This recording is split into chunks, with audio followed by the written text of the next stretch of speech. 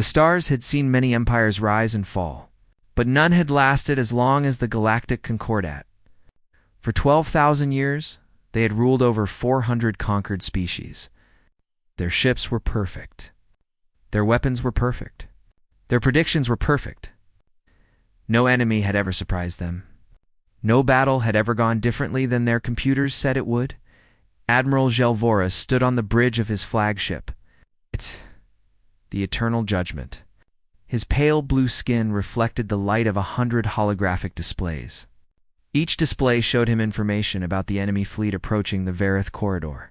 He studied the data with cold, yellow eyes and felt nothing but amusement. The humans had sent 42 ships. He commanded 300. His tactical computer had already calculated the outcome. There was a 99.7% chance that every human vessel would be destroyed within 8 minutes of combat. The remaining 0.3% accounted for the possibility that some might survive. 9 minutes instead, Gelvoris turned to his second-in-command.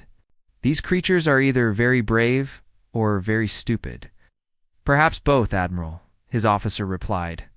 Our records show that humans have only possessed faster-than-light travel for 200 years. They are children playing at war. The Admiral nodded slowly. He had conquered 17 species personally. Each one had fought according to patterns his computers could predict. Each one had broken at exactly the moment his simulations said they would break.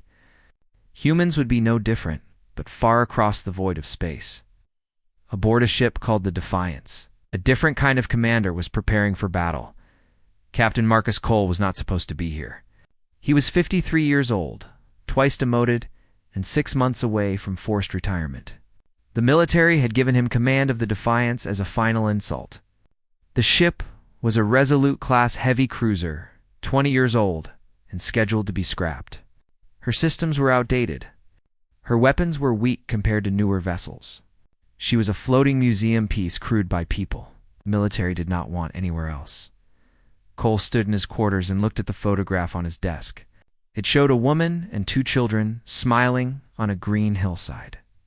His wife and kids lived on Horizon Colony, directly in the path of the Concordat advance.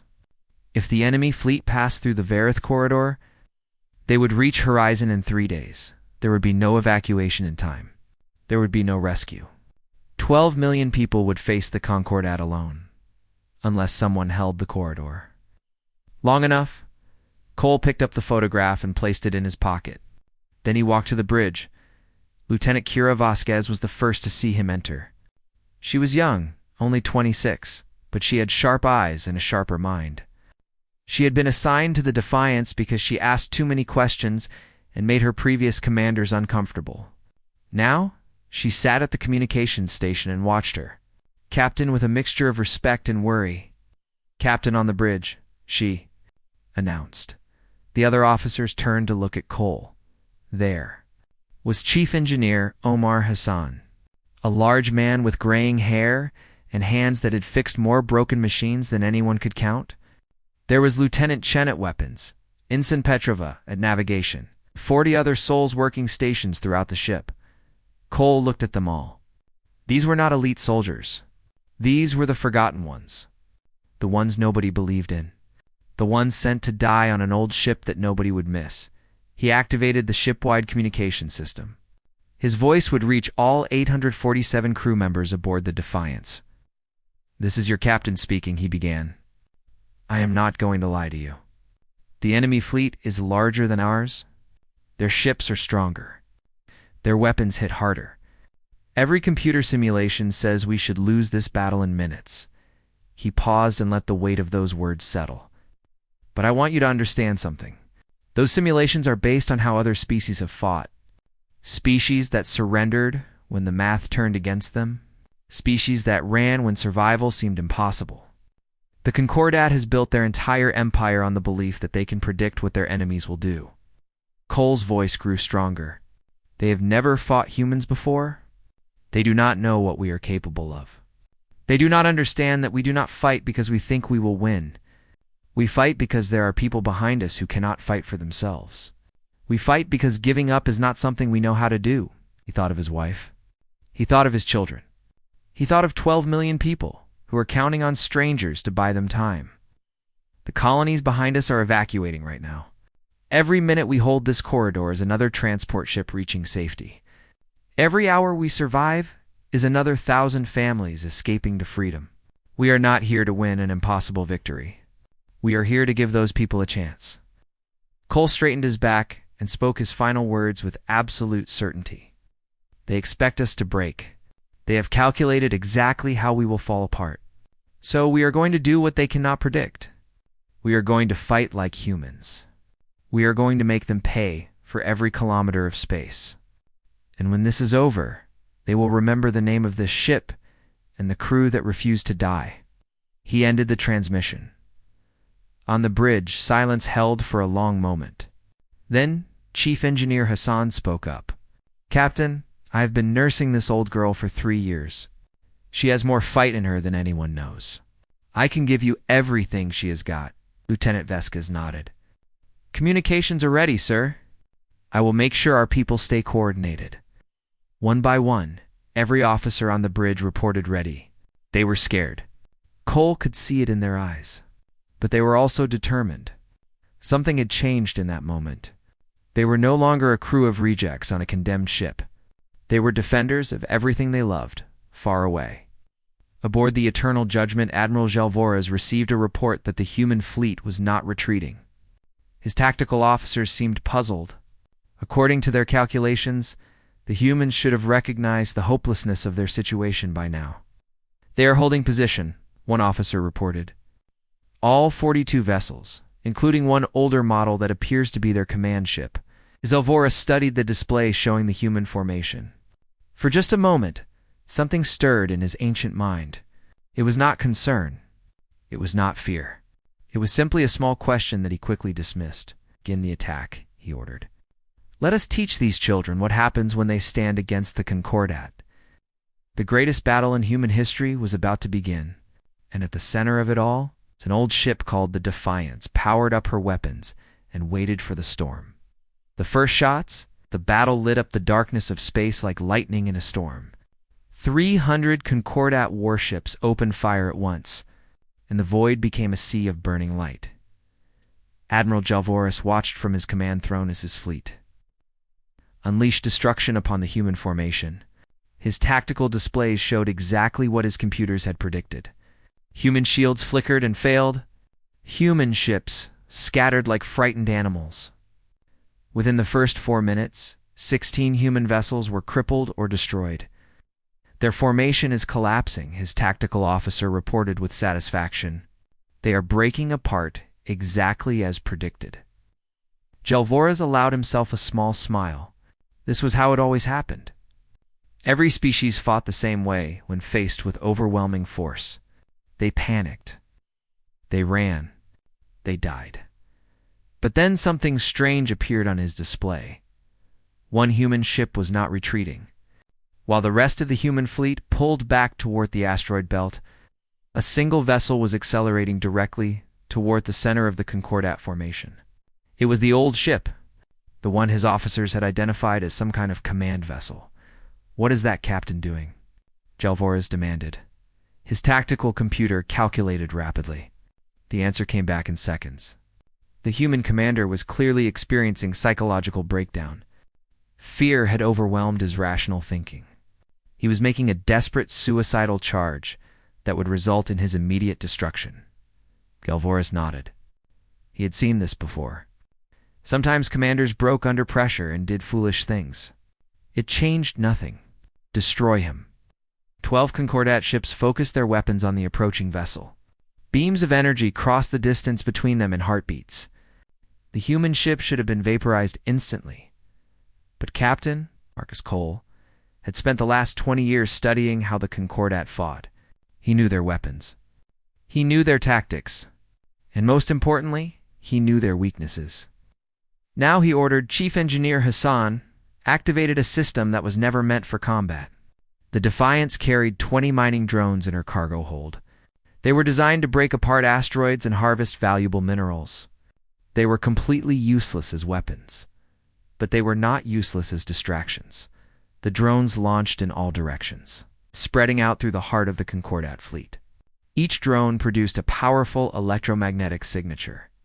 Each one appeared on enemy sensors as a possible threat.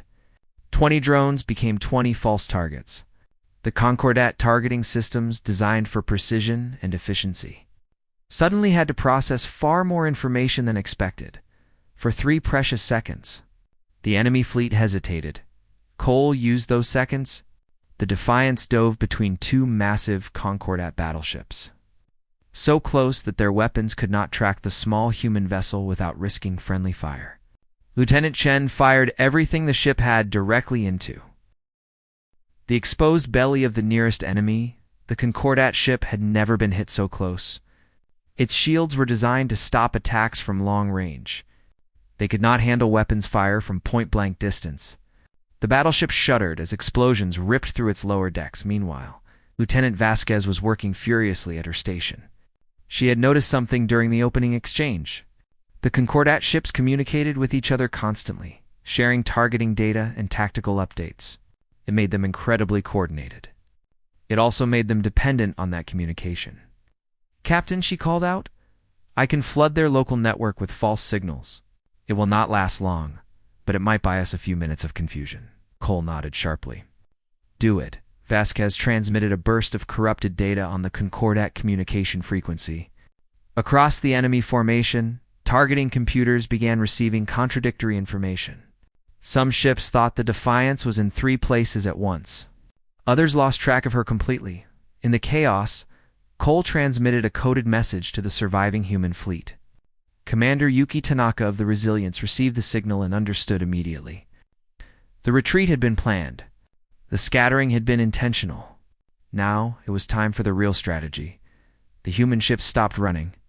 They turned and began positioning themselves throughout the asteroid belt that bordered the Varith corridor. Each ship found cover behind massive rocks of iron and ice. They spread out in a pattern that made no sense to Concordat tactical analysis. "Admiral." Shalvora stared at his display with growing frustration.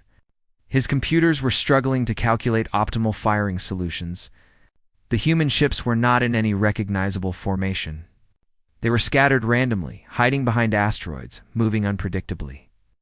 "Why are they not following standard defensive patterns?" he demanded. None of his officers had an answer. The Concordat had fought 400 species. Every single one had used formations based on mathematical principles. Lines of battle, defensive spheres, coordinated retreats. There were only so many efficient ways to organize a fleet. Humans apparently had not learned those ways.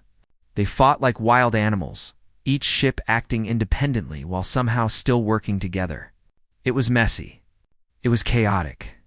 It was completely impossible to predict, and it was working. The Defiance took hit after hit as she weaved through the enemy fleet. 17 direct impacts breached her hull in 3 sections. 42 crew members died in those first terrible minutes. But she kept moving. She kept fighting. And everywhere she went, she left confusion in her wake. Cole gripped his command chair as the ship shook around him. Alarms screamed. Damage reports flooded in. But through the chaos, he watched the tactical display and saw something that made him smile grimly.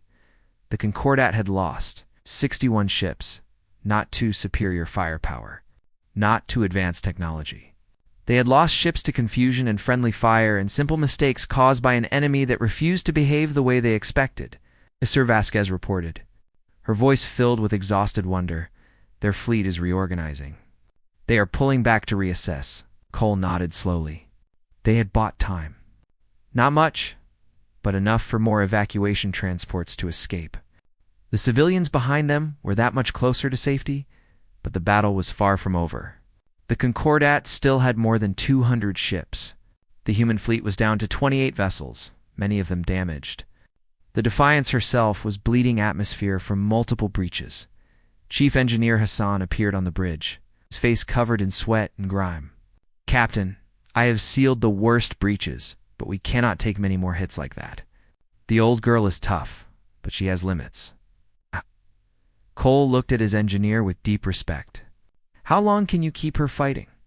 Hassan thought for a moment. "As long as you need me to, sir. I did not join this crew to give up." Around the bridge, Other officers nodded in agreement. They were scared. They were hurting. But they were not broken far across the battlefield. Admiral Gelvoras received updated casualty reports and felt something he had not experienced in centuries of warfare. He could not identify the emotion at first. It was unfamiliar, uncomfortable. Later, he would recognize it as the first seed of doubt. These humans, he murmured to himself. They do not fight like any species we have encountered before. His second-in-command stepped closer. Admiral, our computers are recalculating. They estimate we will still achieve total victory. It will simply take longer than expected.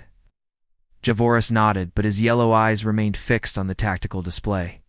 On one small ship that refused to fall, on an enemy that refused to accept the mathematics of defeat, resume the attack, he ordered. But tell all commanders to exercise caution. We cannot afford to underestimate these creatures again. The battle continued, and somewhere in the void between stars, the impossible began to take shape. Admiral Gelvoras sat alone in his private chambers aboard the Eternal Judgment. For the first time in his long military career, he had ordered a pause in battle to think. His advisors had been shocked. The Concordat did not pause. The Concordat did not hesitate. They calculated, they attacked, they conquered. That was how it had always been. But nothing about this battle was how it had always been. His tactical officers had presented him with reports that made no logical sense.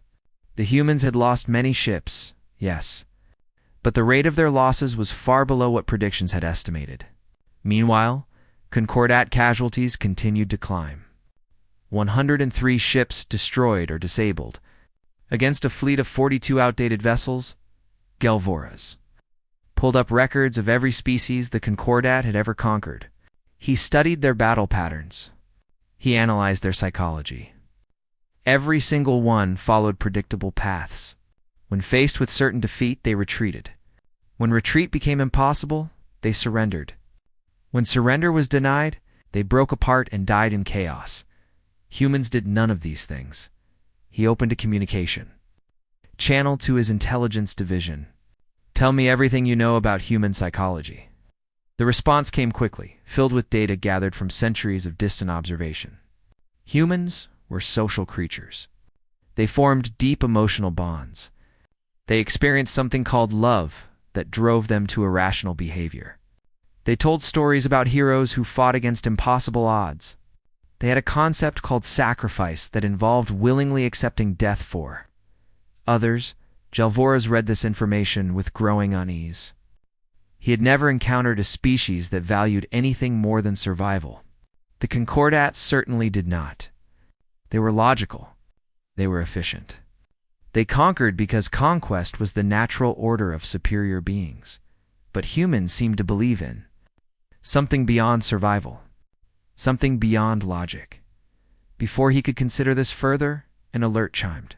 The human flagship was transmitting on an open channel. The message was directed at him personally. Gelvoras turned to his command bridge and activated the communication display. The face of a human male appeared before him. The creature looked exhausted. His uniform was torn and stained. Behind him, the bridge of his ship showed signs of heavy damage. But his eyes were sharp and clear, holding no trace of fear or desperation. Admiral Gelvoras, the human said, "My name is Captain Marcus Cole, of the United Earth Navy vessel Defiance. I believe it is time we spoke directly." The admiral studied this strange creature with cold fascination. "You wish to negotiate surrender?" "No." Cole's voice was firm. "I wish to explain something to you. Something your computers cannot calculate." Around the bridge, Concordat officers exchanged confused glances. No species had ever requested to explain anything during battle. They had begged for mercy. They had offered tribute. They had made desperate bargains for their lives. But explanation? This was new. Gelvoras gestured for his officers to remain silent. "Speak then, human. I am curious what a dying creature believes he can teach an empire that has existed for 12,000 years. Cole nodded slowly. When he spoke, his words were transmitted to every ship in both fleets. Human and Concordat alike heard what he said next. Admiral, your empire has conquered 400 species. Your computers have predicted every battle perfectly. You have never faced an enemy you could not calculate. And because of this, you have made a fundamental error. You believe that war is about mathematics, about numbers, about probability. He paused and let those words settle across the void of space. You think that because you have 300 ships and we have 28, you have already won? You think that because our weapons are weaker and our shields are failing, our defeat is certain. Your machines have told you exactly how this battle will end, and you believe them absolutely. Cole leaned forward, and something changed in his expression. Something hard and bright and utterly human. But here is what your machines do not understand. We are not fighting because we think we will win. We are fighting because it is right. Behind us right now, civilian transports are carrying millions of innocent people to safety. Children, families, people who have never held a weapon in their lives. Every minute we stand here is another minute those people get to live. His voice grew stronger. We do not fight by calculation, Admiral. We fight by conviction. We fight because the people behind us deserve every second we can give them. We fight because giving up would mean betraying everything we believe in. Your algorithms cannot measure that. Your simulations cannot predict it, because courage is not a number. Love is not a variable. And the human heart does not follow mathematical rules. Aboard human ships throughout the fleet, crew members listened to their captain's words. Many of them had tears in their eyes. Many of them straightened their backs and returned to their stations with renewed determination. They remembered why they were here. They remembered what they were fighting for. Aboard Concordat vessels, officers stared at their displays in uncomfortable silence. This was not how conquered species spoke. This was not how defeated enemies behaved. There was something in the human's voice that they could not analyze. Something that made them feel small, despite their superior numbers. Cole continued. You have 300 ships. I have one that is falling apart around me. My hull is breached. My crew is dying. By every measure your computers use, I should surrender. I should beg for mercy. I should accept the mathematical reality of my situation. He smiled then, a tired but genuine smile. But I am human, Admiral, and humans do not accept reality. We change it. We challenge it. We fight it until our last breath, and sometimes beyond. You can destroy this ship. You can destroy this fleet. But you cannot destroy what we represent, because somewhere out there, other humans will hear about this battle. They will hear about a bunch of rejects on an old ship who stood against an empire and refused to kneel, and they will be inspired. They will rise, and they will remember. Captain Cole stood at full attention on his damaged bridge, surrounded by exhausted officers who loved him. So come and take this corridor, Admiral. Bring all 300 of your perfect ships, but understand this truth, that your computers will never calculate. It is going to cost you more than you have ever paid for anything in 12,000 years. Because we are not fighting to win. We are fighting to matter. And nothing in this universe is more dangerous than humans who have found something worth dying for. The transmission ended. Silence held across both fleets. For a long moment, no weapons fired. No ships moved. It was as if the universe itself was holding its breath. Admiral Gelvoris sat motionless on his command throne. His officers waited for orders.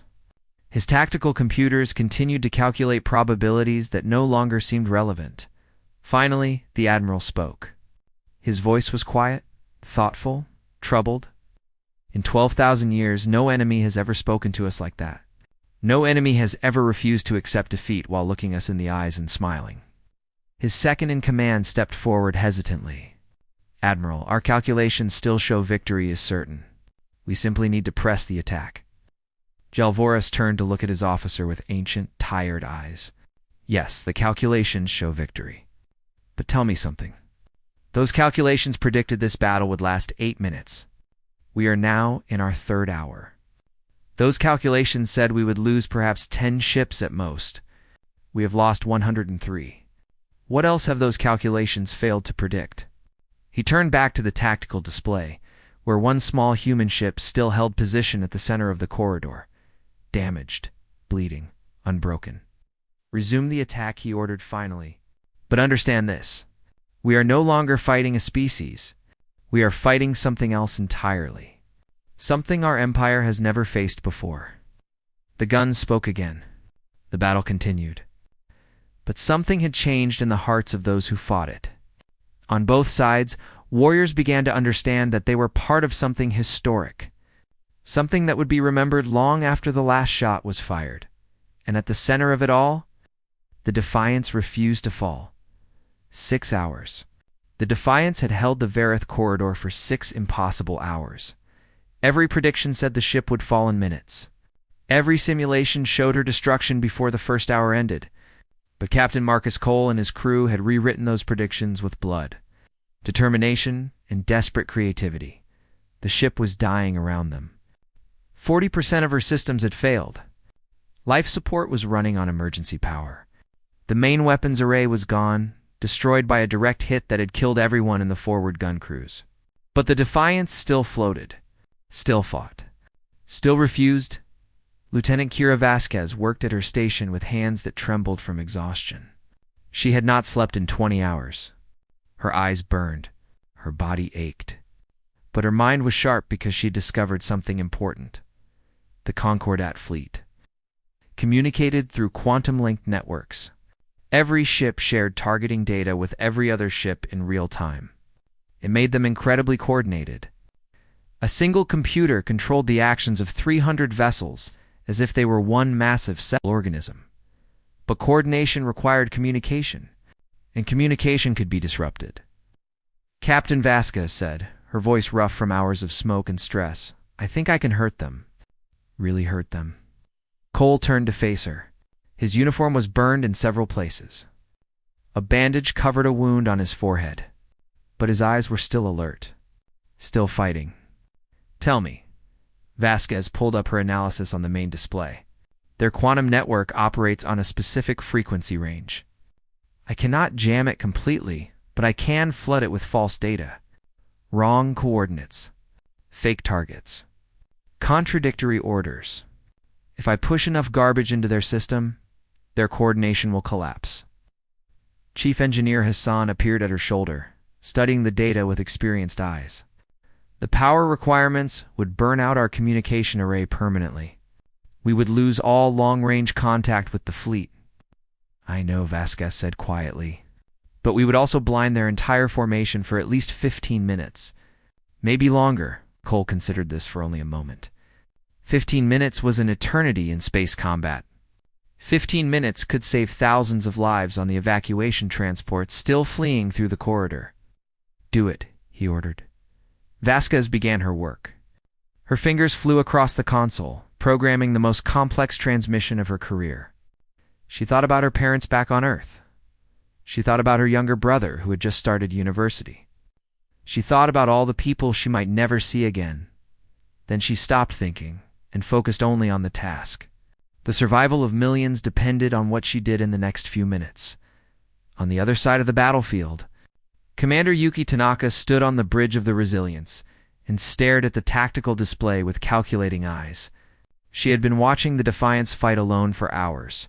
She had seen Cole perform miracles with an outdated ship and a thrown-together crew. Now she had an idea of her own. Tanaka was one of the best pilots in the human fleet. She understood physics in a way that most people could not. She knew the limits of faster-than-light drives. She knew what was supposed to be possible and what was supposed to be impossible. She also knew that impossible was just a word. "Navigation," she called out. "Calculate a microjump. Target the enemy command cluster. Exit point inside their formation."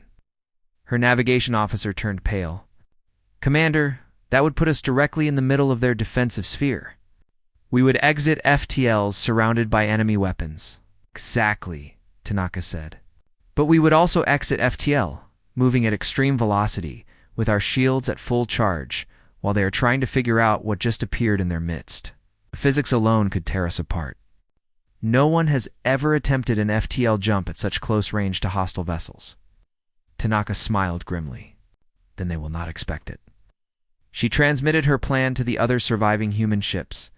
It was insane. It was suicidal. 3 captains immediately volunteered to join her. Across the void, Vasquez completed her work. "Ready, Captain?" Cole nodded. "Fire." The Defiance released her final transmission. A massive burst of corrupted data screamed across Concordat communication frequencies. For a few precious seconds, nothing happened. Then chaos erupted throughout the enemy fleet. Targeting systems went haywire. Ships began reporting contacts that did not exist. Some vessels started firing at empty space. Others turned to engage shadows that their sensors swore were enemy warships. The perfect coordination of the Concordat fleet shattered into confusion. Admiral Gelvoras watched his tactical displays dissolve into madness. Warning lights flashed across every console. His officers shouted questions that no one could answer. For the first time in his long career, he felt genuine fear. "And what is happening?" he demanded. Before anyone could respond, 4 human ships appeared in the heart of his formation. They dropped out of FTL travel in a place where no sane commander would ever attempt to arrive. The physics should have destroyed them. The energy releases should have torn their hulls apart. But humans had never been particularly good at accepting what should happen. The resilience. And her 3 companion ships emerged from FTL at incredible velocity, their shields blazing with the energy of their impossible jump. They tore through the confused Concordat formation like bullets through paper. Their weapons fired continuously, hitting targets at point-blank range where enemy shields could not protect them. Tanaka's ship passed within meters of a Concordat battleship, so close that she could see the enemy crew through their viewports. So close that her weapons could not miss. The battleship exploded behind her as she continued her deadly path through the formation. 19 Concordat capital ships were destroyed in less than 2 minutes, including 2 of Admiral Gelvoras' personal command cruisers. The cost was terrible. 3 of the 4 human ships were destroyed during the assault. The Resilience survived only because Tanaka was the best pilot humanity had ever produced. Her ship emerged from the chaos, trailing fire and debris. Her crew screaming damage reports, but alive. Aboard the Defiance, Cole watched the devastation unfold on his tactical display. He saw the incredible bravery of his fellow humans. He saw the price they paid for that bravery, and he saw the Concordat fleet beginning to break. "They are hesitating," Vasquez reported, her voice cracking with exhaustion and hope. "Sir, they're actually hesitating." For the first time in 12,000 years, a Concordat fleet had lost its nerve. The perfect soldiers of the perfect empire looked at their casualty reports and felt something they had never experienced before. They felt doubt. They felt fear. They felt the first cracks appearing in the foundation of everything they believed. Admiral Gelvoras stood alone in the center of his damaged bridge. Around him, his officers struggled to restore order. His tactical displays still flickered with corrupted data. His fleet was scattered and confused. He had lost 147 ships. His flagship had taken damage for the first time in his entire career. And still at the center of the corridor, 1 human vessel remained. The Defiance was barely functional. Her weapons were gone. Her engines were failing. Her hull was held together by emergency patches and stubborn engineering. But she had not moved. She had not retreated. She had not surrendered. Cole felt the ship shudder as another system failed. The lights on the bridge flickered. Somewhere behind him, he heard an officer quietly praying. Sir Hassan reported from his engineering station, "We have maybe 30 minutes of power left. After that, life support fails." Cole nodded slowly. They had done everything they could do. They had held the corridor for 6 hours. They had cost the enemy nearly half their fleet. They had proven that humans could stand against the strongest military force in the galaxy, and behind them, civilian transports were almost clear, almost safe, almost free. "That is enough," Cole said quietly. "That is enough." But the battle was not over yet, because Admiral Gelvoras was staring at the same tactical display, facing the same truth, and preparing to make the most important decision of his ancient life. The next few minutes would determine the fate of both species. And for once, no computer could predict what would happen next. Admiral Gelvoris stood before the communication terminal in his private chambers. The holographic display showed the faces of the Concordat's governing council, 12 ancient beings who had ruled their empire for thousands of years. They stared at him with cold, demanding eyes. "Explain yourself, Admiral," the senior counselor commanded. "You possess 200 ships against fewer than 20 damaged human vessels. Why have you not achieved victory?" Gelvoris took a moment before responding. He had spent his entire life serving the Concordat. He had conquered species. He had crushed rebellions. He had never once questioned the superiority of his people or the perfection of their methods. But today he had witnessed something that changed everything he believed. "Honored counselors," he began, "I must report that our understanding of humans is fundamentally flawed. They do not fight according to any pattern we have encountered. They do not surrender when defeat is certain. They do not retreat when survival demands it. They have invented tactics our computers cannot predict and executed maneuvers our simulations say are impossible." The council members shifted uncomfortably. This was not the report they expected. "We have lost 147 ships," Gelvoris continued. "Nearly half our fleet. Against an enemy that our calculations said would fall in 8 minutes. Their flagship alone has survived for more than 6 hours, while taking damage that should have destroyed it dozens of times." "Then destroy it now," another counselor demanded. "End this embarrassment." Gelvoris shook his head slowly. "Honored counselors, I could destroy that ship. I could eliminate every remaining human vessel. But doing so would not give us victory. It would only delay our defeat." Silence fell across the council chamber. No Concordat officer had ever spoken of defeat, explained the senior counselor said, his voice dangerous. "Humans do not calculate victory," Gelvoris said. "They manufacture it from defeat. They do not follow logic.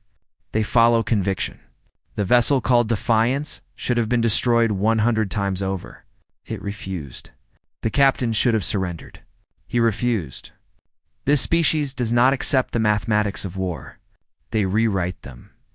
He paused and gathered his thoughts carefully. "If we destroy these humans, others will learn what happened here. They will hear about a small fleet that held against an empire. They will hear about a broken ship that would not fall. They will be inspired. They will unite. And they will remember that we could be hurt, that we could be surprised, that we could be beaten."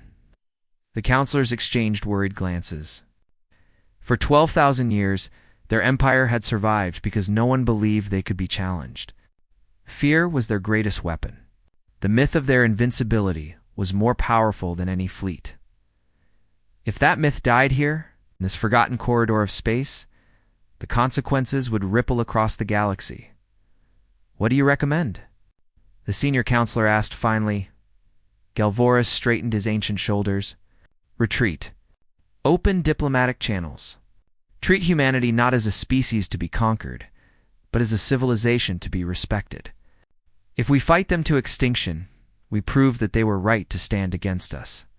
If we acknowledge their strength and seek peace, we may preserve more than we lose." It was the hardest thing he had ever said, but it was also the truest. The council deliberated for several long minutes. Finally, the senior counselor nodded slowly. "Very well, Admiral. You have authority to withdraw. But understand this. If you are wrong about these humans, the consequences will fall upon your house for 10,000 generations." Gelvoris accepted this burden without hesitation.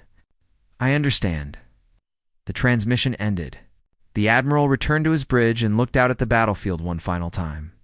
In the distance, barely visible against the stars, he could see the Defiance. Still there. Still standing. Still impossible. "Transmit to all ships," he ordered. "We are withdrawing from the corridor. Set course for home space." His officers stared at him in shock. Retreat was unthinkable. Retreat was shameful. Retreat was something that happened to other species, not the Concordat, but they obeyed. Because they had seen what Gelvoris had seen. They had watched their perfect predictions fail. They had felt the foundation of their certainty crack and crumble, and they were afraid of what might happen if they kept fighting. Across the void, aboard the dying Defiance, Lieutenant Vasquez watched her display with disbelieving eyes. "Captain," she whispered, "they are turning away. The Concordat fleet is retreating." Silence fell across the bridge. No one moved. No one spoke. It seemed impossible. It seemed like a dream. Then Chief Engineer Hassan let out a sound that was half laugh, half sob. "We did it! By all the stars above, we actually did it!" Crew erupted in exhausted celebration. Officers who had been enemies before this voyage embraced each other. Soldiers who had expected to die fell to their knees in relief. Tears flowed freely down faces that had seen too much death and suffering. Captain Marcus Cole remained standing at his command post. He reached into his pocket and pulled out the photograph of his wife and children. They were safe now. Horizon Colony would survive. 12 million people would live because his crew had refused to give up. It was enough. It was more than enough. The Defiance finally went dark 2 hours after the Concordat retreat. Her reactor had given everything it had. Her hull could not maintain atmosphere any longer. The surviving crew transferred to rescue ships that arrived from the colonies they had protected. Cole was found unconscious on the bridge, still gripping the command console. His crew had to pry his fingers loose one by one. Even in unconsciousness, he had not let go. 3 days later, Cole woke in a medical facility on a Horizon Colony. His wife sat beside his bed, holding his hand. His children were there, looking at him with wide, wondering eyes. "You saved us," his wife said softly. "You saved everyone," Cole smiled weakly. "The crew saved everyone. I just refused to get out of the way." In the weeks that followed, the galaxy learned what had happened in the Varith corridor. The story spread from system to system, growing larger with each telling. A condemned ship, a forgotten crew, an impossible stand against the greatest military power in known space, and at the center of it all, Captain, who had looked defeat in the eye and said no. The Concordat sent diplomats instead of warships. For the first time in their history, they requested formal negotiations with a species they had intended to conquer. They did not wish to fight humanity anymore. They wished to understand them. They wished to learn how a single ship had changed everything. The Defiance was never decommissioned. Her broken hull was recovered, rebuilt, and restored to perfect condition. She was placed at the center of a memorial station orbiting Earth, surrounded by monuments to the crew members who had died protecting their people every year. On the anniversary of the battle, veterans and civilians gathered to remember what had happened, to honor those who had fallen, to celebrate those who had survived, and to remind themselves of what humans could achieve when they found something worth fighting for. Across the galaxy, other species heard the story too. For 12,000 years they had lived under Concordat rule, believing that resistance was futile and rebellion was suicide. But now they knew differently. Now they knew that even the mightiest empire could be challenged, could be hurt, could be forced to retreat. The age of human expansion began not through conquest or domination, but through something far more powerful.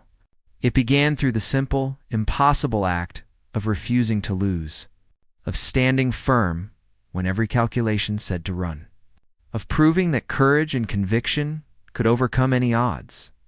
Captain Marcus Cole returned to service eventually. He commanded a new ship on new missions. But he never forgot the Defiance or the crew that had made miracles happen. He carried their memory with him every day, a reminder of what ordinary people could achieve when they became extraordinary together. And somewhere in the vast archives of the Concordat, Admiral Gelvoras wrote his final assessment of humanity. The words would be studied by generations of alien scholars trying to understand how everything had changed so quickly. "Do not calculate human defeat," he wrote. "Do not predict human surrender. Do not assume human limits.